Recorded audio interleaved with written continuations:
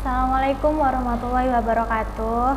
Halo teman-teman, kembali lagi sama aku Nur Zakia di studio SMK Miftahul Ulum TV.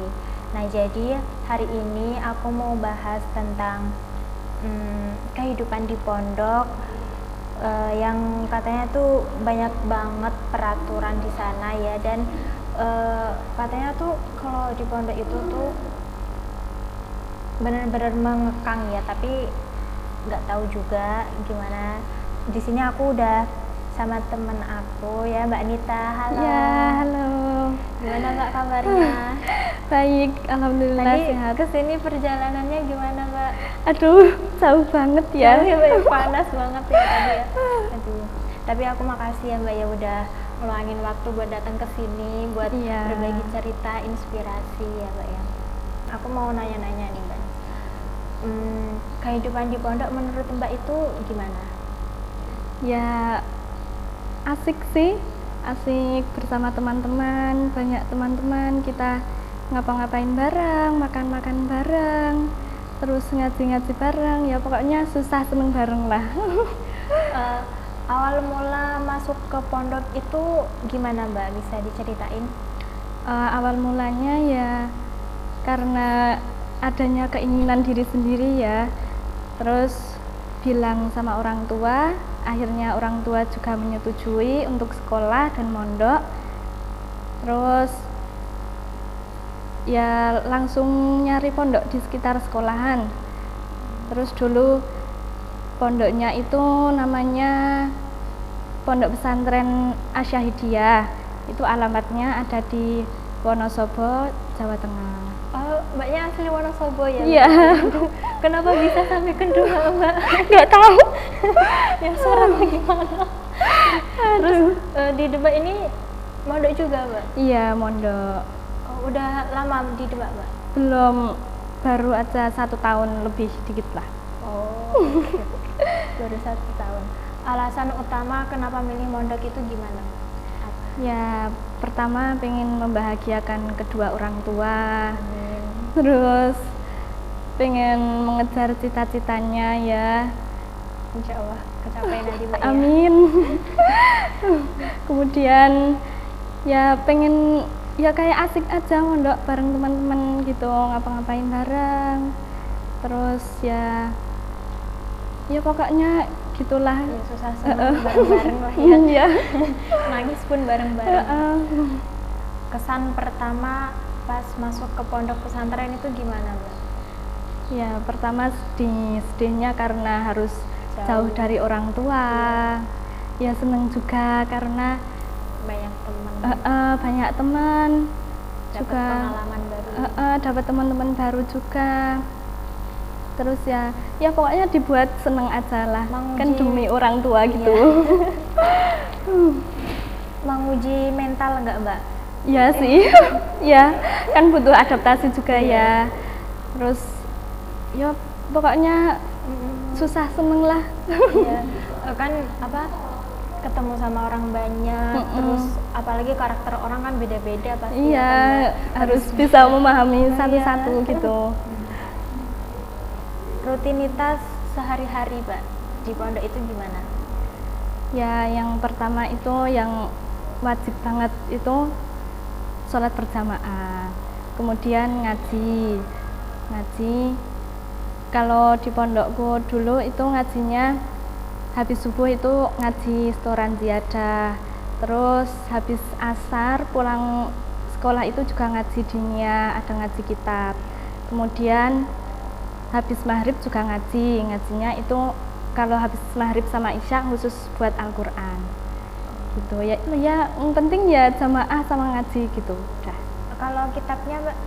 Kitabnya ada tafsir Jalalain, terus Ta'lim Muta'alim, ya pokoknya tentang adab-adab, tentang bagaimana kita nanti di dunia luar gitu. Apalagi kan nanti kita terjunnya tuh ke masyarakat ya, jadi harus bisa buat. Ya betul banget. Berarti di Wonosobo ya? Ya. Terus ini di Demak mondok di mana Mbak? Mondoknya di itu Jogoloyo, nama pondoknya Yanbu Al-Zikri. Oh, Yanbu Al-Zikri itu saya di situ nggak sambil sekolah, cuman mondok. Oh, berarti udah lulus nggak soalnya? Iya, udah lulus. Bagaimana Mbak tuh membagi waktu antara belajar, ngaji, dan waktu istirahat? Kalau saya, kalau waktu belajar memilih untuk bangun lebih pagi, lebih awal. Misal jam 3 itu nanti sholat tahajud, nanti dilanjut belajar. Kalau pagi-pagi kan buat belajar masih fresh gitu kan. Terus nanti juga malam masih ada waktu untuk belajar. Kalau pulang sekolah kayaknya waktunya nggak memungkinkan sih kalau buat belajar, kan udah buat ngaji juga. Paling ya itu pagi sama malam buat belajar. Untuk istirahat ya cuman malam doang sih kalau di pondok. Bener-bener nggak ada waktu lain buat istirahat kecuali hari libur gitu, hari Minggu, liburnya hari Minggu. Tantangan terbesar Mbak selama mondok itu apa? Tantangan terbesarnya ketika jadi pengurus sih. Oh, pernah jadi pengurus Mbak? Iya pernah, cuman ya gitu harus kayak seolah-olah harus berbuat baik terus gitu ya. Kalau kita mau berbuat jelek kan nanti dikirain nyontoin adik-adik nggak benar gitu. Harus bisa jadi lebih dewasa lagi gitu. Bener-bener di mata adik-adik itu harus bisa baik semua gitu. Ada nggak kebiasaan yang paling sulit dijalani di pondok? Kebiasaan paling sulit dijalani, kebiasaannya ya itu sih ngatur-ngatur. Kan kalau jadi pengurus kan ya harus gini, harus itu, harus ya ngurus adik-adiknya lah, adik-adik juga. Ya itu pokoknya harus yang paling, apalagi kan jadi capek pulang sekolah langsung dihadepin kayak gini gitu. Itu pas waktu pertama mondok itu di pondok yang muridnya sedikit atau langsung ditaruh yang banyak orang? Enggak terlalu banyak sih. Dulu pondoknya itu sekitar 50-an santri aja. Itu dulu pas pertama aku masuk masih putri. Terus pas aku udah 1 tahun di situ berkembang, ada putranya membuat gedung buat pondok pesantren putra. Itu pun masih sedikit. Terus pas 3 tahunnya di situ ya udah lumayan banyak. Berarti putrinya dulu yang dibuat. Ya. Ada nggak ustadz atau kiai yang menurut Mbak itu menginspirasi banget? Ada sih, ada satu ustazah namanya itu Ustazah Amalia. Beliau sering banget kan di situ hafalan kan tahfidz, ada program tahfidz. Beliau selalu bilang gini, males nggak apa-apa, tapi harus tetap jalan gitu. Jadi ini kan kalau kita lagi males-malesan gitu, langsung keinget kata-kata dari ustazah itu langsung, oh ya aku harus gini gitu. Rasa malesnya harus benar-benar dilawan ya. Kalau boleh tahu nih Mbak, di pondok yang di Wonosobo itu baru berapa tahun? Itu berapa tahun? Ketika SMP 3 tahun, terus kemudian pindah sekolah kan otomatis juga pindah pondok karena jauh kan, itu 3 tahun. Terus habis lulus SMA langsung ke sini ke Demak. Nyasar sampai sini. Iya. Itu awal masuk pondok itu pas waktu SMP Mbak? Iya, waktu SMP aku langsung mondok sama sekolah. Terus SMA-nya juga ya minat mondok lagi sampai sekarang keterusan. Sampai kapan ya? Nggak tahu. Kenangan yang paling menurut Mbak tuh yang paling nggak bisa dilupain selama mondok? Itu ketika dirayain pas ulang tahun sih. Kalau di pondok kan sering banget itu kalau ada temannya yang ulang tahun nanti dirayakan gitu kan. Nah itu sih antara bahagia ya terharu karena kayak merasa dipeduliin gitu sama teman-teman. Kayak apa ya, dirayain bareng-bareng gitu. Itu kan cuma 1 tahun sekali kan. Aku 3 tahun mondok di situ ya 3 kali dirayain terus. Tadi ya seneng banget, ya terharu juga, baik-baik semua temennya. Ada nggak pas ngeprank-prank gitu waktu pas dirayain? Nggak ada sih, nggak ada. Itu pas Aku pernah di prank, cuman itu pas waktu SMP. Aku sampai diceburin ke sungai itu. Sungai di pinggir sawah ya. Kadang juga anak-anak pondok tuh mainnya tuh kayak ada telur, ada tepung. Iya, aku digituin. Beneran. Tapi ketika SMA enggak. Langsung dikasih kue ya dikasih kue gitu. Itu nanti pasti mikir ini balasnya gimana gitu ya kan. Nggak enak hati iya gitu. Nanti balasnya gimana, bener-bener nggak enak banget nanti. Iya. Kan dirayain banyak orang kayak gitu ya kan. Ini anak-anak pondok nih pasti ngerasain ini semua, kehabisan uang saku. Itu gimana? Pernah. Dulu aku pernah kehabisan uang saku, tapi aku belum berani untuk minta ke orang tua. Tapi kan aku di pondok alhamdulillah juga suka menabung ya. Jadi kalau kehabisan uang saku, aku bisa itu pakai uang tabungan tersebut. Berarti itu ada uang tabungannya, dan uang tabungan itu uang dadakan juga, uang darurat gitu. Iya. Nggak berani minta sama orang tua. Iya. Tapi ya kadang minta sih. Kadang kalau udah habis gitu, udah kepepet banget, uang tabungannya juga udah nipis gitu, diberaniin untuk minta. Soalnya kan kebutuhan sekolah, mondok, apalagi kebutuhan diri sendiri juga kan banyak ya. Banyak banget. Kadang sampai kasihan banget sama orang tua gitu.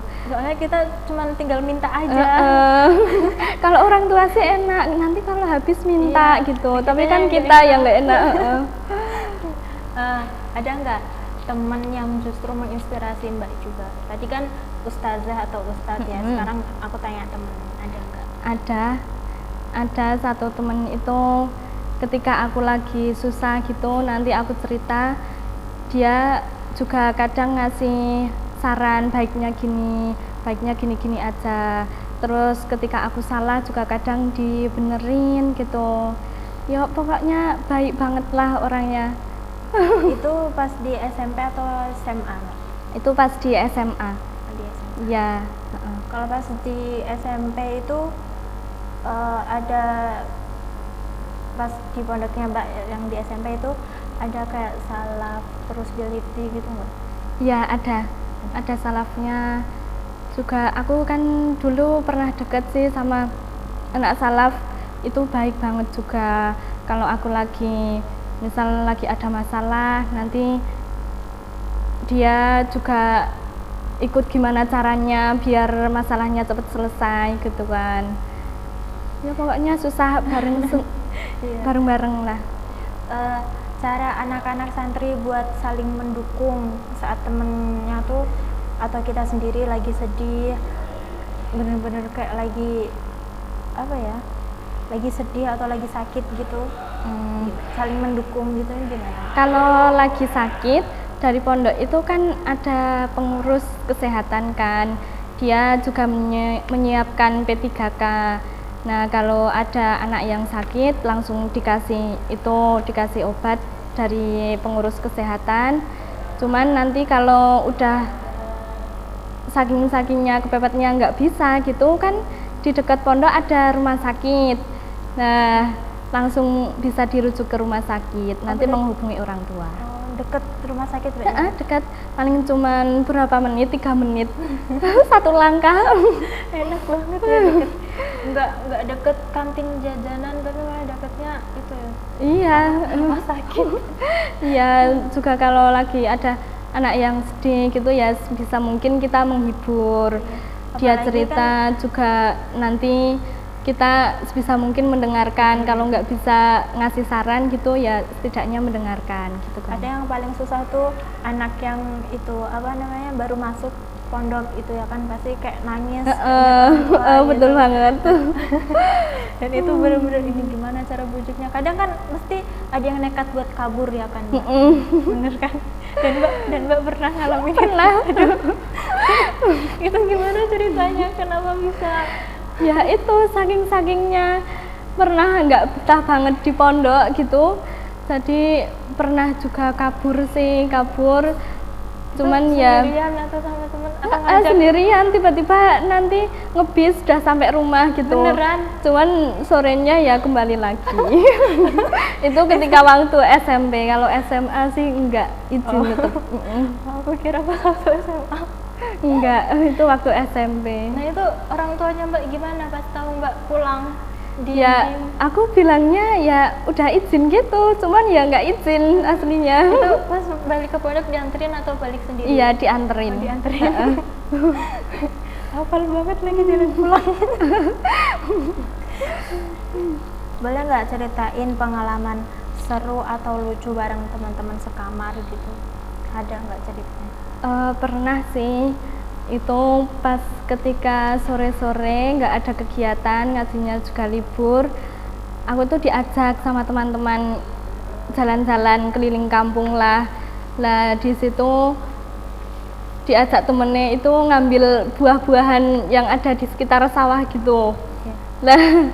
Ya udah langsung ngambil aja, nggak bilang sama yang punya karena nggak tahu kan itu kan di sawah. Itu Aduh, curi dong mbak. Iya. Ini kalau orang yang nonton gimana nih? Maaf ya. Ini orangnya di sini. Jangan. Kalau momen terharu bareng teman sekamar ada nggak?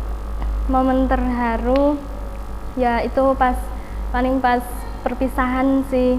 Perpisahan Pas sedih waktu banget. Boyong.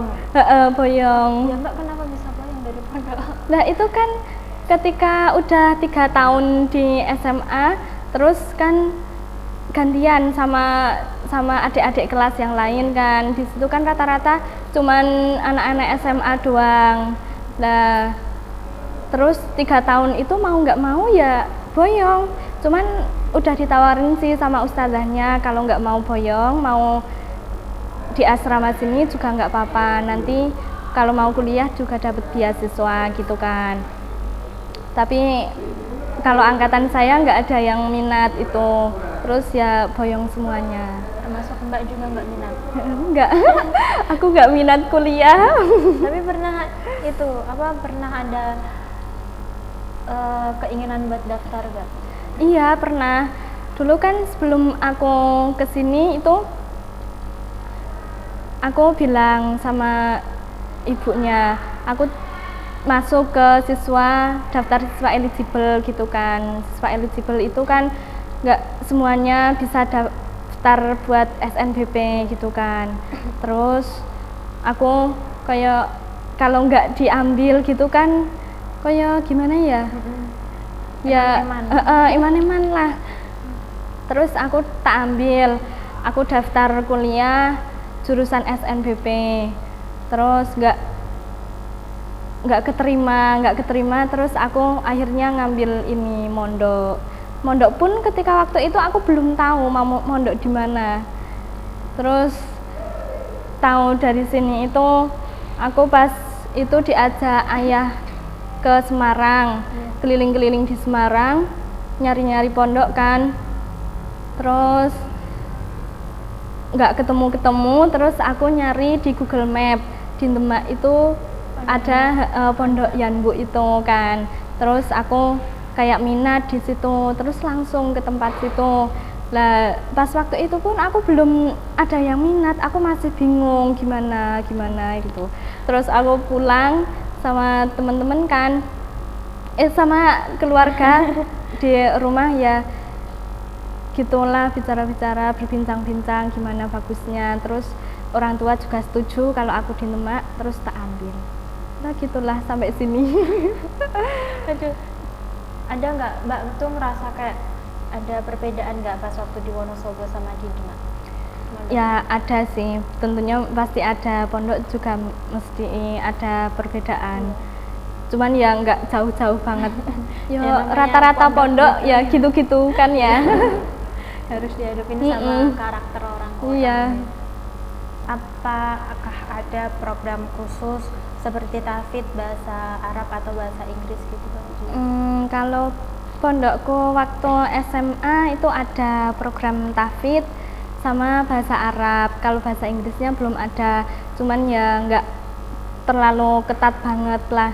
Aku juga pas pertama masuk ke pondok Asyahidiyah itu aku belum tahu kalau di situ ada program tahfidz. Pas itu bunyinya cuman bilang gini, yang penting hafal juz 30 gitu. Nah kan aku oke lah. Nah pas ketika udah selesai hafalan juz 30-nya sama ustazahnya langsung disuruh itu ngafalin surat-surat pilihan, kemudian surat pilihannya udah selesai malah disuruh lanjut juz 1 dan seterusnya gitu. Mbak mikirnya udah juz 30 udah ya kan yang dihafalin udah. juz 30 aja, terus juz 1, juz 2 nya tuh membaca gitu. Iya. Tiba-tiba langsung disuruh ngapalin semua. Tapi ya dijalani ya nyatanya ya bisa sih. Soalnya teman-teman kan pasti ada yang saling ngerangkul juga. Iya. Saling membantu. Momen yang paling dirindukan ketika udah nggak mondok di Wonosobo itu gimana? Apa enggak? Momen yang paling dirindukan itu ketika bulan Ramadan. Kalau bulan Ramadan kan buka bersama bareng-bareng gitu kan, makan bareng-bareng. Sahur juga. Sahur juga bareng-bareng. Nah ya pokoknya Jajan. enak banget lah jajan bareng-bareng, kemana bareng-bareng, ngabuburit gitu kan.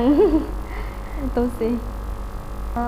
Suasana malam di pondok itu lebih banyak dipakai buat belajar atau cerita-cerita sama teman?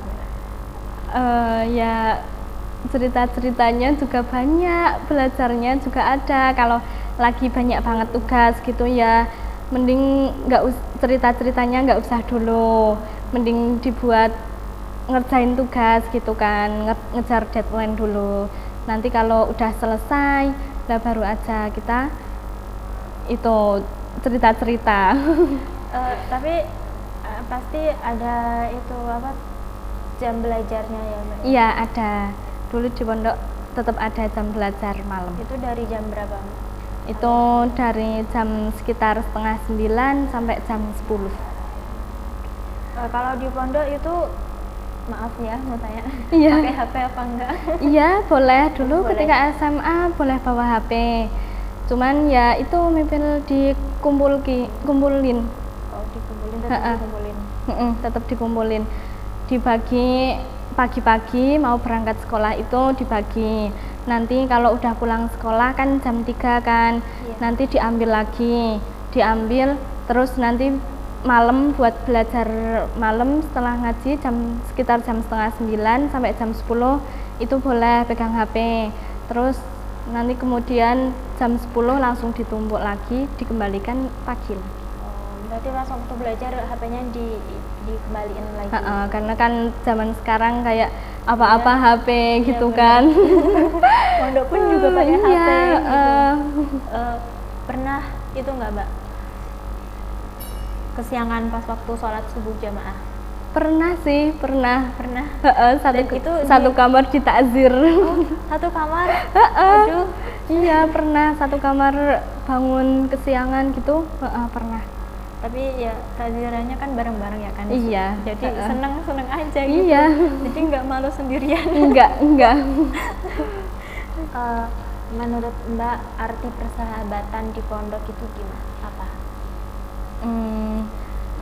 Punya sahabat di pondok itu seperti punya saudara kandung sih menurutku. Menurut Mbak nih, pondok pesantren itu apa menurut Mbak? Kalau pondok pesantren ya seperti rumah kedua sih bagi aku. Di sana kita bisa memperdalam ilmu agama, bisa mengembangkan kedisiplinan juga, melatih gimana caranya ikhlas, sabar, Mandiri, jauh dari iya. orang tua. kegiatan favorit menjelang bulan Ramadan ada nggak Mbak? Apa? Ya itu ketika Ngabuburit.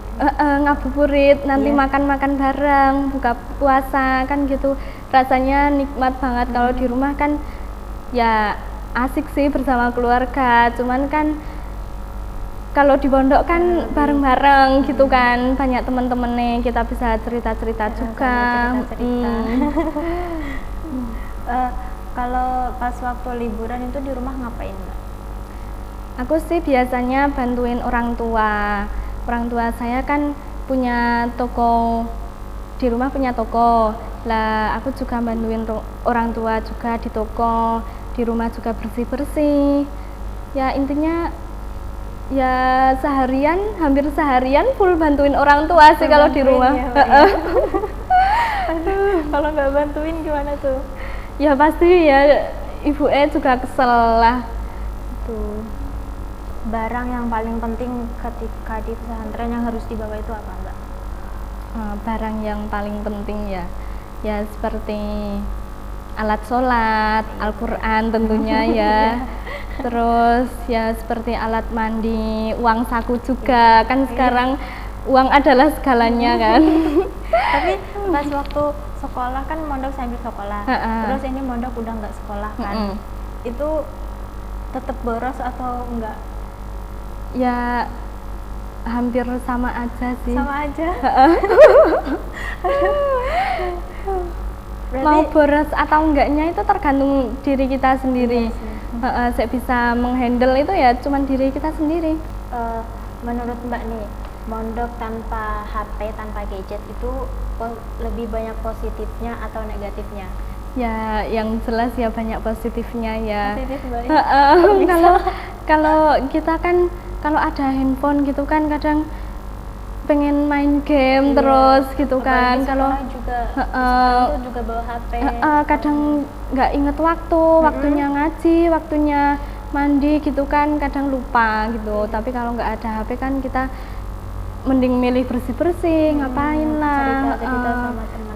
Iya. Aturan soal HP di pondok itu gimana Mbak? Kalau dulu aku ketika SMP itu nggak boleh bawa HP, boleh sih cuman dibagiin pas hari Minggu aja karena SMP kan ya belum terlalu butuh-butuh banget kan. Kalau pas SMA itu boleh bawa HP cuman ya mipir dikumpulin, dibagiin pagi, nanti sore jam 3 dikumpulin, terus nanti malam jam setengah 9 dibagi lagi buat belajar malam sampai jam 10, nanti dibagiin lagi pagi ketika mau berangkat sekolah.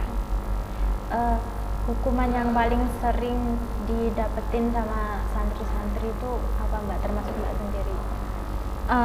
Telat jamaah sih. Kalau telat jamaah gimana? Kalau telat jamaah kan itu nanti kalau malam Jumat kan ada evaluasi. Lah siapa aja nanti yang telat jamaah, yang nggak jamaah gitu kan. Nah dalam 1 minggu itu nanti ada absennya, nanti dihitung anak ini nanti nggak jamaah berapa kali gitu kan. Itu 1 kali nggak jamaah nanti baca surat Yasin, 2 kali nggak jamaah surat Yasin sama surat Al-Mulk, 3 kali nggak jamaah surat Yasin, Al-Mulk sama As-Sajadah gitu. Itu bacanya di depan banyak orang atau di aula? Di aula, ya. Rasanya tinggal sekamar sama banyak orang itu gimana Mbak? Ya seneng sih, seneng bisa ngapa-ngapain bareng, ngobrol-ngobrol bareng, makan-makan juga bareng. Cuman ya kadang kalau lagi pusing banget gitu kan, kadang berisik ya. Kadang berisik ya, kadang depresi sendiri gitulah. Cuman ya gimana lagi, itu kan ya konsekuensi di pondok kan. Jadi ini yo dijalani aja lah. Kebiasaan sebelum tidur sama teman-teman tuh ngapain aja Mbak? Biasanya ngobrol-ngobrol sih. Ngobrol sih benar. Iya. Cewek itu lebih banyak ngomongnya. Pengantar tidurnya anak di pondok ya itu ngobrol-ngobrol. Ada nggak pesan-pesan nih buat teman-teman yang mau mondok itu apa Mbak? buat generasi muda ya yang masih takut untuk mondok, ngapain harus takut? Kita kan mondok di pondok nggak cuma ngaji, kita juga mengupgrade diri gitu kan. Jadi ya nggak usah takut buat mondok, dijalani aja semuanya itu. Terus di pondok juga bareng-bareng gitu diadapinya sama teman-teman. Di sana kita bisa memperdalam ilmu agama, bisa meningkatkan kecerdasan juga, kedisiplinan, terus belajar bagaimana cara ikhlas menghadapi tantangan semuanya gitu kan. Kalau pondok bisa diibaratkan dengan kata itu menurut Mbak apa? Rumah kedua. Rumah kedua. Rumah kedua ya. Soalnya ya itu keluarga kedua juga. Iya. Oke Mbak Anita, makasih ya udah berbagi cerita, inspirasi buat teman-teman juga buat aku juga. Makasih ya Mbak ya. Iya, sama-sama. Buat kalian juga semangat terus dalam menjalani hidup. Aku punya mau mengutip salah satu hadis Nabi. Boleh? Yang berbunyi khairun nas anfa'uhum linnas. Itu yang artinya sesungguhnya sebaik-baiknya manusia itu manusia yang berguna bagi orang lain. Jadi dari hadis tersebut kita bisa menyimpulkan bahwa kita hidup di dunia ini ya harus gimana caranya untuk berguna kepada orang lain gitu kan. Baik dari ucapan, perbuatan maupun dari sekedar kita adalah gitu. Terima kasih Mbak ya. Iya. Juga mengetuk pintu hati aku tadi. Aku makasih. Oke teman-teman, seru banget ya kita tadi ngobrol soal kehidupan di pondok sama Mbak Anita. Banyak banget cerita unik, lucu dan sekaligus penuh makna. Buat kalian nih bener kata Mbak Anita, nggak usah takut buat mondok. Karena di pondok tuh kita juga ketemu sama teman-teman yang seumuran gitu. Jadi susah seneng juga bareng-bareng gitu. Oke Mbak Nita, makasih ya Mbak ya. Iya, sama-sama. Oke teman-teman, terima kasih sudah menonton. Dadah, assalamualaikum.